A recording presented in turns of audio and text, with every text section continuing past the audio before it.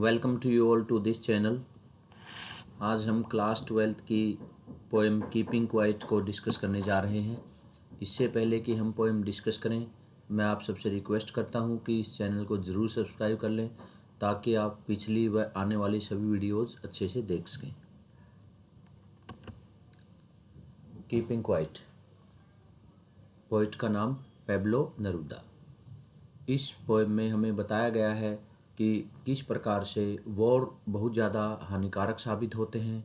वह साथ के साथ हमें ये भी बताया गया है कि हम कोई भी काम करते हैं, कोई भी एक्शन करते हैं, उस एक्शन को करने से पहले हमें थोड़ा सा सोचना चाहिए, समझना चाहिए, ये समझना चाहिए कि उस एक्शन का क्या रिजल्ट निकल सकता है। और साथ में हमें अंत में ये बताया गया है कि नेचर से, अर्थ से हम क्या लेसन ले सकते हैं। It is a peace poem.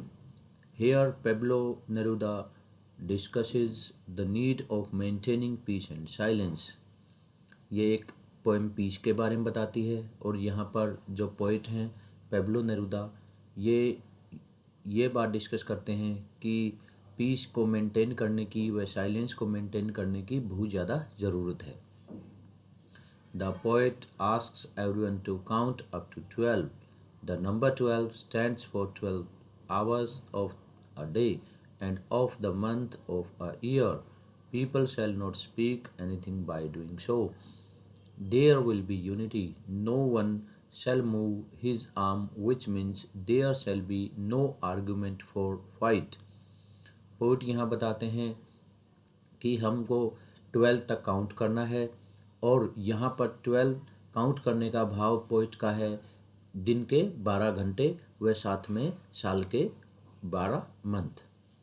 जैसा कि दिन में 12 घंटे होते हैं और साल में 12 मंथ होते हैं, यहाँ कीपिंग क्वाइट का पोइट का भाव ये है कि हमें मोस्ट ऑफ द टाइम अपने आप को पीसफुल वे में मेंटेन रखना चाहिए और साथ के साथ में साइलेंस भी मेंटेन रखना चाहिए। साइलेंस मेंटेन करने का भाव पोइट का ये है कि हम लोगों को कोई भी एक्टिविटी करते हैं वो हड़बड़ाहट में नहीं करनी चाहिए, क्योंकि कोई भी एक्टिविटी हम हड़बड़ाहट में करते हैं तो उसका रिजल्ट गलत निकलने के चांसेस ज़्यादा रहते हैं।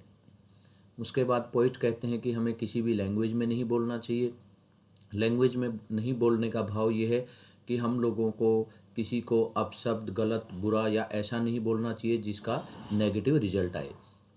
अगर हम अच्छे से बोलेंगे तो हमारे अंदर यूनिटी मेंटेन रहेगी। और साथ के साथ में पोइट यहाँ पर ये कहते हैं कि हमें अपनी बाजुओं को नहीं मूव करना चाहिए। बाजुओं का मूव करने का पोइट का भाव यहाँ है, हम लोगों को कोई भी आर्गूमेंट्स नहीं करनी चाहिए, कोई भी फाइट नहीं करनी चाहिए। क्यों? क्योंकि फाइट हमेशा ही विनाश लेकर आती है। There will be no rush, no engine running at that time. Keeping quiet will create a strange atmosphere. Poet यहाँ ये कहते हैं कि जब हम कीप क्वाइट करेंगे तो कोई भी रस नहीं होगा, कोई भी इंजन नहीं होंगे। इंजन का भाव यहाँ पर किसी प्रकार की मशीनरी से है, तो उस समय यहाँ पर कंप्लीट स्ट्रेंज एटमॉस्फेयर होगा। कीपिंग क्वाइट हमेशा ही स्ट्रेंज एटमॉस्फेयर लेके आती है। स्ट्रेंज एटमॉस्फेयर का मतलब जब इंसान शांत रहता है तो उसको काफ़ी कुछ अपने बारे में सोचने का मौका मिलता है। Next, the fisherman will stop gathering the whales during the winter which is breeding time for them.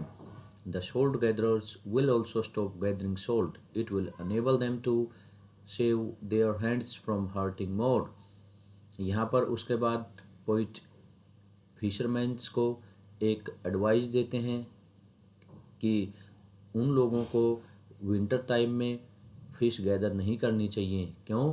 क्योंकि ये इनका ब्रीडिंग टाइम होता है। अगर इस टाइम वो ज़्यादा फिश गैदर करेंगे तो आने वाले टाइम के लिए उनके पास कोई फिश नहीं बचेंगी गैदर करने के लिए। उसी प्रकार पोइट दूसरा एग्जाम्पल सोल्ट गैदरर्स का लेते हैं। सोल्ट गैदरर्स के बारे में वो ये बताते हैं कि सोल्ट गैदरर्स को भी सोल्ट गैदर करने से थोड़ा समय के लिए स्टॉप होना चाहिए, रुकना चाहिए। रुकेंगे तो उनको क्या फ़ायदा होगा? उनके जो हैंड्स हैं, जो हार्ट होते हैं, कंटिन्यू सोल्ट गैदर करते टाइम वो अपने हैंड्स को ज़्यादा हर्ट होने से बचाएंगे, जिससे कि वो आगे अपना काम कंटिन्यू रख सकें। यहाँ पर पोइट ने 2 एग्जांपल्स दे के ये बताया है कि हमें कोई भी काम जब हम करते हैं तो उस काम को करते समय थोड़ा सा रेस्ट लेना चाहिए, और साथ में ये समझना चाहिए कि जो वो काम कर रहे हैं उसके पीछे कहीं कोई नेगेटिव रिजल्ट तो नहीं आएगा। Next, the poet says that people involved in deforestation और soldiers who use deadly weapons to kill others will have no one whom they could rule over। उसके बाद पोइट कहते हैं कि जो आदमी डिफोरेस्टेशन में इन्वॉल्व होते हैं या जो सिपाही डेडली वेपन्स का यूज करते हैं, वो ऐसा करने में सफल तो हो सकते हैं, लेकिन बाद में जिस पर्पज़ के लिए वो ऐसा कर रहे हैं वो उनका पर्पज़ सोल्व नहीं हो पाएगा। क्यों? क्योंकि अगर सारी दुनिया का ही विनाश कर दिया तो फिर वो राज किसके ऊपर करेंगे? उनके लिए राज करने के लिए उनके पास कोई भी इंसान नहीं बचेगा। तो पोइट उनको सलाह देते हैं कि वो ऐसा ना करें। The poet wants them to put on new clothes, means adopt new ways. He says that they should treat their enemies like brothers and be unite with them।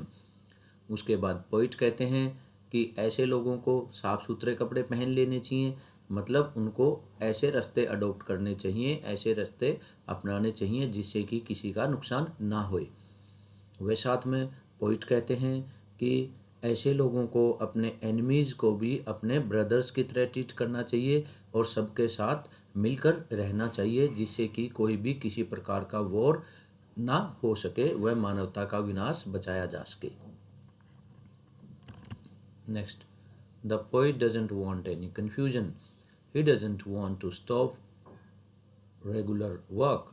Life should run in a natural way, but the poet doesn't want any death or destruction। उसके बाद poet कहते हैं कि किसी को भी confusion में आने की ज़रूरत नहीं है। वो ये नहीं चाहते कि कोई भी इंसान अपना रेगुलर काम छोड़े। पोइट चाहते हैं कि लाइफ को एक नेचुरल वे में चलते रहना चाहिए, लेकिन पोइट किसी प्रकार की डेथ व डिस्ट्रक्शन नहीं चाहते। पोइट यहाँ पर उन लोगों को एडवाइस देते नज़र आ रहे हैं जो लोग डेथ या डिस्ट्रक्टिव कामों में इन्वॉल्व होते हैं। पोइट का यहाँ कहने का भाव ये है कि जो लोग ग्रीन वॉर्स या कोई भी ऐसे वॉर जिसमें डेडली वेपन्स का प्रयोग किया जाता है, जिससे ज़्यादा से ज़्यादा मानवता का विनाश होता है, कि उन लोगों को इस प्रकार के वॉर्स, इस प्रकार की एक्टिविटीज़ व हरकतें छोड़ देनी चाहिए और लाइफ को एक नेचुरल वे में जीना चाहिए, जिससे कि किसी का भी नुकसान ना हो। अंत में पोइट बोलते हैं, he requests all to stop for a while and see what had been achieved. This will help us to overcome sadness. अंत में पोइट कहते हैं, रिक्वेस्ट करते हैं वो कि हम लोगों को थोड़ी देर के लिए अपनी एक्टिविटीज़ को स्टॉप कर देना चाहिए और हमें इंट्रोस्पेक्शन करनी चाहिए और हमें ये सोचना चाहिए कि हमने क्या अचीव किया है अपनी एक्टिविटीज़ से। पोइट इसलिए ऐसा बोलते हैं, क्यों? क्योंकि पोइट चाहते हैं कि हमारी एक्टिविटीज़ के माध्यम से ही हम लोग कुछ ऐसा करें जिससे कि मानवता का भला हो सके, ऐसी एक्टिविटीज़ ना करें जिससे कि मानवता का विनाश हो। This will help us to overcome sadness. और पोइट बोलते हैं, अगर हम अपनी अचीवमेंट्स को अच्छे से नोट करेंगे, नोटिस करेंगे, तो हमें सैडनेस से भी ओवरकम करने में इससे हेल्प मिलेगी। क्यों? क्योंकि हम जो एक्टिविटीज़ दूसरों के लिए हानिकारक हैं, अगर वो छोड़ देंगे, वह अच्छी एक्टिविटीज़ करेंगे, तो इससे हमारे अंदर सैडनेस नहीं आएगी बल्कि पॉजिटिविटी आएगी। The poet says that we should learn from earth. In winter, everything freezes and becomes lifeless on earth. When the season changes, everything again comes back to life. Similarly, by taking a pause and introspecting, will give a new meaning to our life.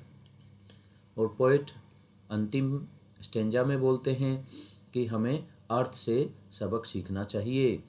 क्यों? क्योंकि winter में सब कुछ freezing सा प्रतीत होता है, वह साथ में जीवन लाइफलेस सा प्रतीत होता है। लेकिन जैसे ही विंटर सीजन चला जाता है और लाइफ चेंज हो जाती है, फिर से दोबारा से अर्थ पर सब कुछ नॉर्मल हो जाता है। और इसी प्रकार पोइट हमें भी सलाह देते हैं कि अगर हम एक पॉज लें, अगर हम इंट्रोस्पेक्शन करें, तो हम लोग भी अपनी लाइफ को एक नई डायरेक्शन, नया मीनिंग दे सकते हैं। यानी कि अगर हम अर्थ से सबक लें, अर्थ पे भी हमेशा खुशहाल समय नहीं रहता। सर्दियों के टाइम में सब कुछ रुक जाता है, लेकिन वहीं पर जहाँ सर्दियाँ ख़त्म होती हैं, फिर से लाइफ नॉर्मल हो जाती है। उसी प्रकार हमारे जीवन के बारे में पॉइंट बताते हैं कि हम लोगों की लाइफ में अगर कोई नेगेटिविटी चली हुई है या हमारे एक्शंस ऐसे हैं जिससे कि दूसरों का नुकसान हो रहा है, हमें थोड़ा सा पॉज देना चाहिए, रुकना चाहिए, वह इंट्रोस्पेक्ट करना चाहिए, जिससे कि हमारी लाइफ को भी एक नई दिशा मिल सके। अब हम एमसीक्यूज़ की तरफ मूव होते हैं। आपको ये एमसीक्यूज़ अच्छे से समझने हैं जिससे कि ये पोएम और भी अच्छे से क्लियर हो सके। Question number 1, what does counting up to 12 signify? Counting up to 12 क्या सिग्निफाई करती है? Hours of the day, months of a year, life और बोथ ए एंड बी। तो यहाँ पर both A and B is the appropriate answer. क्यों? क्योंकि poet ने यहाँ पर बताया है कि 12 का मतलब आवर्स ऑफ अ डे, 12 घंटे दिन के, और साल के 12 महीने। तो पोइट यहाँ बोलना चाहते हैं कि हमें इस समय थोड़ा सा शांत रहना चाहिए ताकि हम अपने बारे में सोच सकें, अपने एक्शंस के बारे में सोच सकें। Second, what is the essence और मैसेज ऑफ द पोएम? यहाँ पर पोएम का मैसेज क्या है? पोइट क्या कहना चाहते हैं? Introspection and retrospection to be more peaceful. तो यहाँ पर ऑप्शन ए ही सबसे बेस्ट ऑप्शन है कि हम लोगों को इंट्रोस्पेक्ट करना चाहिए और रिट्रोस्पेक्ट करना चाहिए, जिससे कि ज़्यादा पीस आ सके। Question number 3, what can human being learn from nature? इंसान नेचर से क्या लर्न कर सकता है? Beauty, keeping quiet, to be happy, working with silence. यहाँ पर पोएम बताना चाहते हैं कि जिस प्रकार नेचर अपना काम बहुत ही साइलेंट वे में होकर करती है, सब कुछ नॉर्मल चलाती है, उसी प्रकार हम लोगों को भी करना है। तो इसलिए option D is the right answer. Why does the poet ask not to speak? Poet क्यों कहते हैं कि हमें बोलना नहीं है? बिकॉज इट क्रिएट्स नॉइज़, ये रॉन्ग आंसर है। ही डजेंट लाइक नॉइज़, ये भी सही नहीं है। इट मेक्स थिंग्स अनप्लेजेंट, ये भी सही नहीं है। Because it creates barrier and obstacles in the form of misunderstanding amongst people. D is the correct option. क्यों? क्योंकि पोइट इस पोएम में ये बताना चाहते हैं कि हम जब बहुत ज़्यादा बोलते रहते हैं, अपने एक्शंस को कंटिन्यू करते रहते हैं बगैर सोचे समझे, उसके कारण बड़ी मिसअंडरस्टैंडिंग क्रिएट हो जाती है। तो हम लोगों को कुछ समय के लिए शांत रहना चाहिए, जिससे कि हम अपने आप को अपने अंदर इंट्रोस्पेक्शन कर सकें और अपने जो गलत एक्शंस हैं उनको समझ सकें, वह उनको ख़त्म करके अच्छे एक्शंस करना शुरू करें। What does number 12 represent? Poet के अकॉर्डिंग नंबर 12 का मीनिंग क्या है यहाँ पर? Hours of the day and months of a year. तो यहाँ पर A is the correct option. Question number 6, what does the poem keeping quiet teach us? इस पोएम से हमें क्या सबक मिलता है? How to maintain health, not to make noise, speaking creates noise, to be peaceful, thoughtful and have feeling of brotherhood. D is the correct option. तो यहाँ पर अगर आपका 2 मार्कर क्वेश्चन आए, 3 मार्कर क्वेश्चन आए, तो भी आप पोएम की जो हमने आगे समरी डिस्कस की थी वहाँ से लेकर इस डी ऑप्शन को भी यूज़ कर सकते हैं कि यहाँ पर पोइट कीपिंग क्वाइट पोएम के थ्रू ये सिखाना चाहते हैं कि हमें पीसफुल रहना चाहिए, थॉटफुल रहना चाहिए, और हम लोगों में अपने सभी भाई बहनों के प्रति ब्रदरहुड की फीलिंग्स आनी चाहिए। Not move our arms. What does this expression refer to? Not move our arms poet ने इस पोएम में यूज किया है। तो इस जो है फ्रेज का क्या मीनिंग निकलता है यहाँ? Sit quietly, stand quietly, to be inactive, sitting still without any movement. यहाँ पर डी अप्रोप्रिएट ऑप्शन है। What is always alive even when everything seems to be dead or still? क्या है जो अलाइव रहता है? तो यहाँ पर mountains, rivers, sun, earth and nature are always alive. तो D is the right option. क्यों? क्योंकि पोइट ने अंत में बताया है अर्थ व नेचर हमेशा ही अलाइव रहकर साइलेंटली अपना काम सही से करते रहते हैं। Next, why does the poet request people to keep quiet? Poet क्यों रिक्वेस्ट करते हैं? To maintain hobby, to avoid noise, to be friendly, in the hope of becoming more thoughtful and peaceful.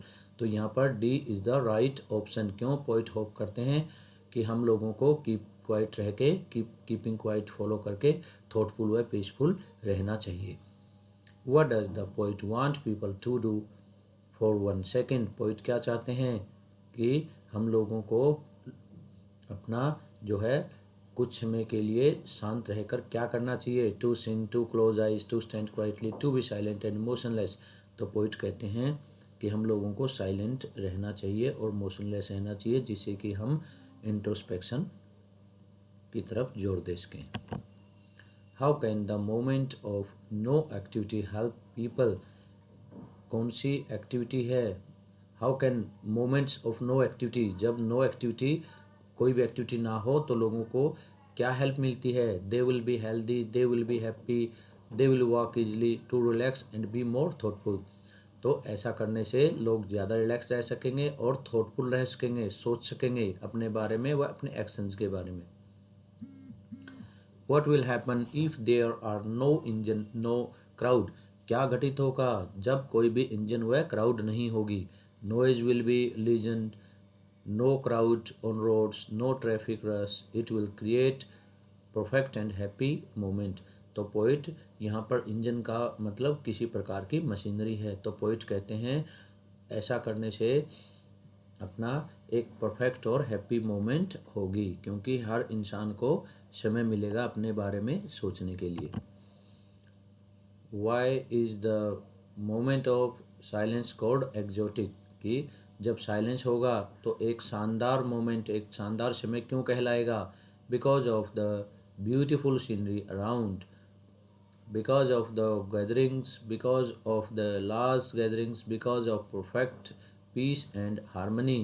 तो यहाँ पर D is the right option. क्यों? क्योंकि चारों तरफ पीस होगी और हारमनी होगी ऐसी सिचुएशन में। Question number 14, what would everyone feel at that exotic moment? हर आदमी कैसा महसूस करेगा? Unhappy, powerful, dancing, strange, blissful, oneness. तो D is the right option.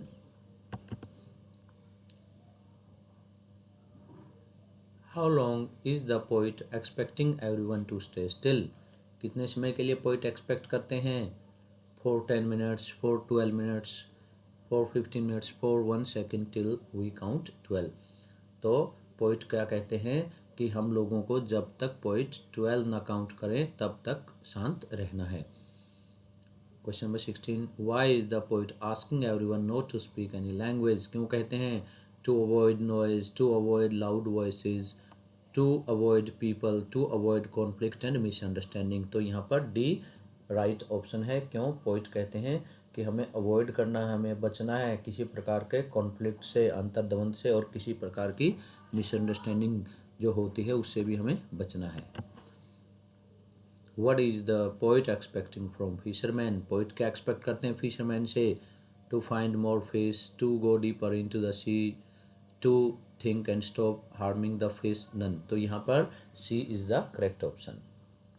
Question number 18, while gathering salt, what will happen to man if he keeps silent for a moment? जो salt gatherer होते हैं अगर वो शांत रहेंगे, अपने काम को थोड़ा सा रोकेंगे तो क्या घटित होगा, क्या रिजल्ट आएगा उसका?